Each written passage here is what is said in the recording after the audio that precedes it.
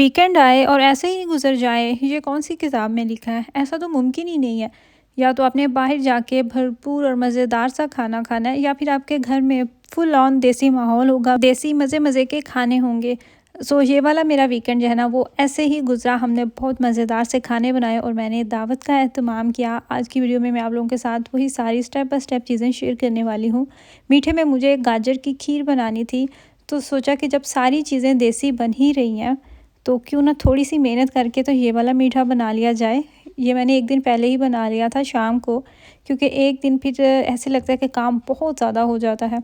मीठा मैंने पहले ही एक दिन बना के रख लिया और इस दफ़ा गाजरों को मैंने कद्दूकस नहीं किया था, मैंने उनको बारीक बारीक कट करके डाला और जब वो बॉयल हो चुकी, जब वो नरम हो चुकी तो मैंने कांटे की मदद से उनको मैश कर लिया। उसके बाद सुबह ही सुबह नाश्ता करने के बाद तो मैं खड़ी हो गई अपने किचन में। दही बड़े मुझे बनाने थे, चने मैंने रात को भिगो के रख दिए थे। हालांकि तुर्किश मार्केट से आपको बॉयल्ड चनों के टिन भी मिलते हैं, वो भी मैं यूज़ करती हूँ, लेकिन वो इमरजेंसी के लिए मैंने रखे हुए हैं।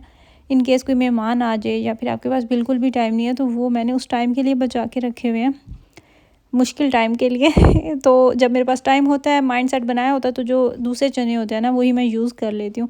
और इनको आपने 7 से 8 मिनट का प्रेशर देना होता है, इससे ज़्यादा अगर आप देना तो चने ज़्यादा गल जाते हैं।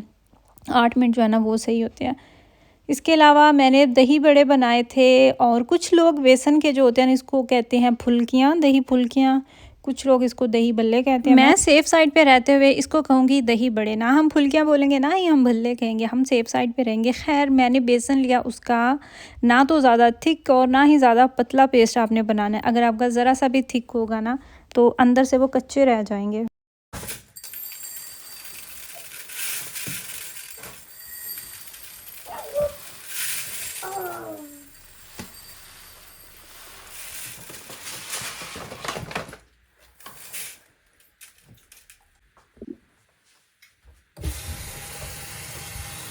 दही बड़े बना के हमने साइड पे रखे। उसके बाद हमने चावल भिगो के रखे। जो चावल हमने बिरयानी बनानी थी, तो चावल जो मैं यूज़ कर रही थी ना वो सेला तो नहीं थे, लेकिन पुराने चावल थे, इनको ज़्यादा टाइम चाहिए होता है भीगने के लिए। और साथ ही मैंने अचार गोश्त बनाना था, उसकी तैयारी शुरू कर दी। अचार गोश्त मैं जब भी बनाती हूँ, जो भी मैं पैकेट वाला मसाला इस्तेमाल कर रही होती हूँ, उसके ऊपर जो उन्होंने डिस्क्रिप्शन, जो रेसिपी उन्होंने लिखी होती है स्टेप बाय स्टेप, मैं सेम वही फ़ॉलो करती हूँ। आप भी अगर अचार गोश्त बना रहे हैं तो उसके जो पैकेट के ऊपर रेसिपी होगी आप वो फॉलो कर लें। ये वाला नेशनल का मसाला था, तो इसकी जो रेसिपी है ना वो थोड़ी सी और थी। मिर्चें भी भर के डालते हैं, तो मैंने मिर्चें नहीं डाली थी क्योंकि कोई खाता नहीं है, वो फिर इधर उधर बेचारी रुलती रहती हैं, तो रिस्क ज़ाया करने पे भी दिल नहीं चाहता, इसलिए मैंने मिर्चें अवॉइड कर दी। हालांकि अचार गोश्त की शान होती हैं भरी हुई मिर्चें। पैकेट का मसाला लिया 1 केजी के लिए, वो था 1 केजी ही तकरीबन हमारे पास मटन था। उसके अंदर मिक्स किया, 3-4 मिनट के लिए उसको भूना और फिर प्रेशर लगा दिया। प्रेशर जब हो चुका था तो उसको हमने उसकी मज़ीद भुनाई की। टमाटो पेस्ट हमें चाहिए थी, वो अलग से हमने ऑयल में 3-4 मिनट के लिए उसको फ्राई किया और उसके अंदर मिक्स की।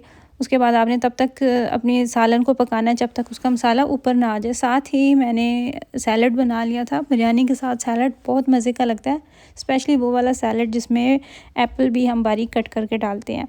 और साथ ही अब यहाँ पे बिरयानी की तैयारी शुरू हो चुकी है। गोश्त मुझे जो जो भी चाहिए था ना वो मैंने रात को ही निकाल के रख दिया था, ताकि सुबह तक मैं जब उठूँ तो गोश्त जो है ना वो रेडी हो। उसके लिए मुझे एक्स्ट्रा से टाइम ना ज़ाया करना पड़े। बिरयानी के मुतालिक मुझे काफ़ी क्वेश्चंस आए थे मेरे इंस्टाग्राम पे और फेसबुक के कि इसकी रेसिपी हमारे साथ शेयर करें। सिंपल सी रेसिपी है, कुछ भी इसमें मुश्किल नहीं है। प्याज जब ब्राउन हो चुके तो उसके अंदर मैंने गोश्त को शामिल किया, 5 से 6 मिनट के लिए उसको भूना। उसके बाद बिरयानी मसाला जो था वो मैंने डाल दिया। मैंने पूरा पैकेट नहीं डाला, थोड़ा सा मैंने बचाया था क्योंकि बच्चे फिर सी करते हैं, तो वो फिर मुझे होता है कि दिल खोल के ये खुश होके खा तो लेना। मसाला आप अपनी मर्ज़ी से डालें। वैसे तो जितनी मैं बिरयानी बना रही थी इसमें पूरी वो जो पैकेट है ना वही जाएगा मसाले का। उसके बाद मसाला डालने के बाद आपने 2-3 मिनट के लिए मज़ीद भुनाई करनी है।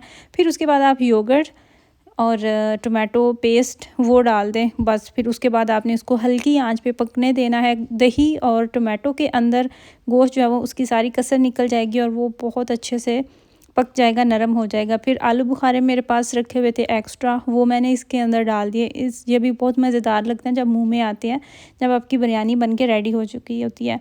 हमारा मसाला भी तकरीबन यहाँ पे रेडी हो चुका था। चावल जो है वो भी मैंने बॉयल होने के लिए रख दिया। जो मैं पैन यूज़ कर रही हूँ चावल बॉयल जिसमें हो रहे हैं बिरयानी बनाने के लिए, जो भी मैं पैन आप मेरी वीडियोस में देख रहे होते हैं, मैंने उसकी सारी मेजरमेंट, वो किस साइज़ का है, सारी उसकी पिक्चर मैंने वीडियो के बिल्कुल लास्ट में अटैच कर दी है। आप वीडियो के ख़त्म होने के बाद पिक्चर जो है उसकी आप स्क्रीनशॉट ले लें, या आप देख लें कि कितना क्या साइज़ है मेरे इस पैन का और कितना ये बड़ा है। तुर्किश मार्केट से मैंने ये वाला पैन लिया था और उस मार्केट का नाम था मिद्दत।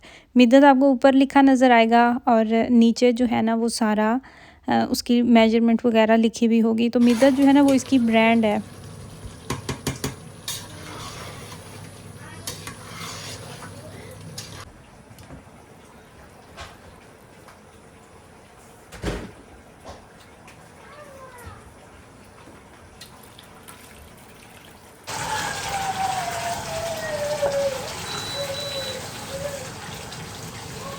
दो तीन स्टेप्स होते हैं अचार गोश्त के भी, सेम ऐसे ही जैसे बिरयानी के होते हैं, कोई चीज़ ज़्यादा मुश्किल नहीं है। अब यहाँ पे मैंने इसको पकने के लिए रख दिया। फिर जो हमने टोमेटो पेस्ट फ्राई की थी ऑयल के अंदर, तो उसने बड़ा गंद डाला था, इधर उधर छींटे उसके उड़ के गिरे हुए थे।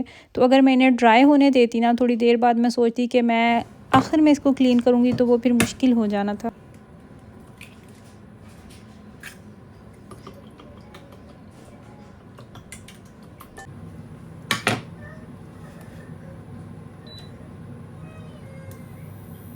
साथ ही मुझे शामी कबाब बनाने से, तो उनकी भी मैंने तैयारी कर ली। पैन उसको भी रख दिया गर्म होने के लिए, अंडे के अंदर उसको डिप करना था, वो भी फेंट के हमने साइड पे रखा। और इतने में जो हमारे चावल है ना, ये भी बड़े अच्छे बॉयल हो चुके थे।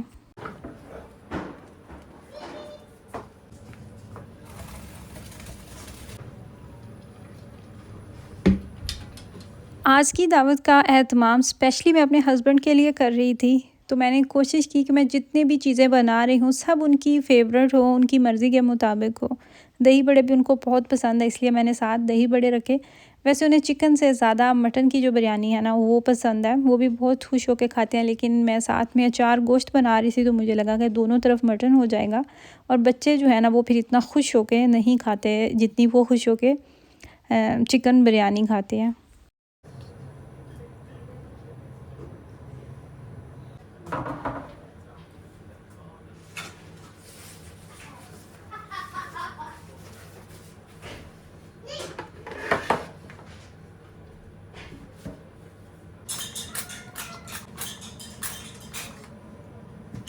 इस फ्राइंग पैन को लेके भी ऑन एंड ऑफ मुझे क्वेश्चंस आ रहे होते हैं कि ये आपने कहाँ से लिया, कितने का लिया।